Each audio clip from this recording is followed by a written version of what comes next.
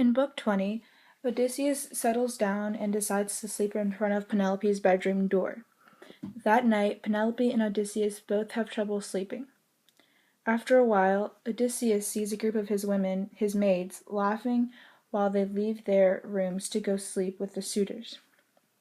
Odysseus is enraged by the fact that his maids have betrayed him, but he doesn't say a word, and instead tries to calm himself by muttering to himself, "Down, be steady."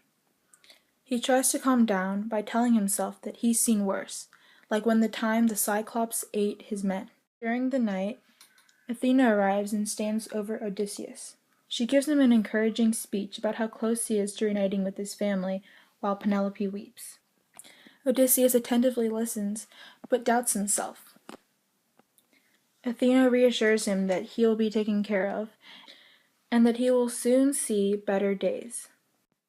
Later, Penelope prays for death because she wishes to be with Odysseus, who she believes is in the underworld. She prays for her own death because she is heartbroken that Odysseus has not yet returned. She then dreams of Odysseus, who seems so real, but then she remembers that it is not reality.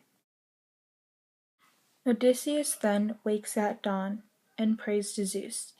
He asks for a sign that he is meant to be home. After the prayer, Zeus answers Odysseus by sending down a clap of cloudless thunder that Odysseus can clearly hear.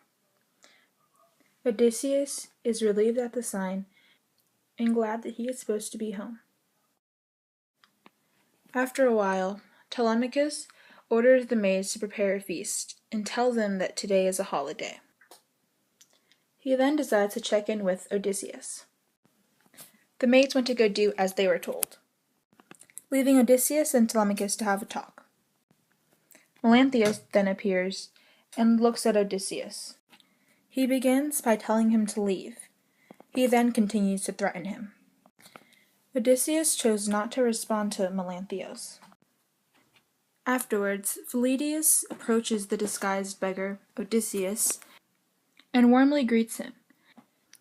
Eumaeus then joins the men, and the beggar asks Eumaeus and Philetius if they would join Odysseus to fight against the suitors if he returns to Ithaca. Both of the men say yes. At breakfast, Telemachus seats himself opposite of Odysseus, the beggar, and provides him with his own share of food and goblet of wine.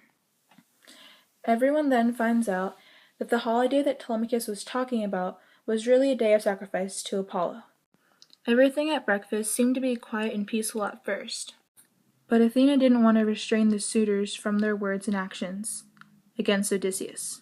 One by one, the suitors began to taunt him, and one suitor, Thesippus, manages to grab a cowfoot and throws it at Odysseus. Odysseus ducks, and Telemachus rushes to his defense. Moments later, another suitor, Agelaus, gets everyone's attention by asking who's going to marry Penelope, since it's obvious that Odysseus isn't going to come back. Telemachus replies to him by saying that he will never allow his mother to marry any of them. Athena makes his response very funny to the suitors, because she wants to see conflict. Theoclymenus then has a very dark and depressing vision, and he tells the suitors that he sees their faces, crimson blood, and shades all around them. He tells the suitors this in hopes that they'll stop laughing, but they laugh at him too. Telemachus is very annoyed at this point, but tries to ignore the suitors, knowing that there will be death for them coming soon.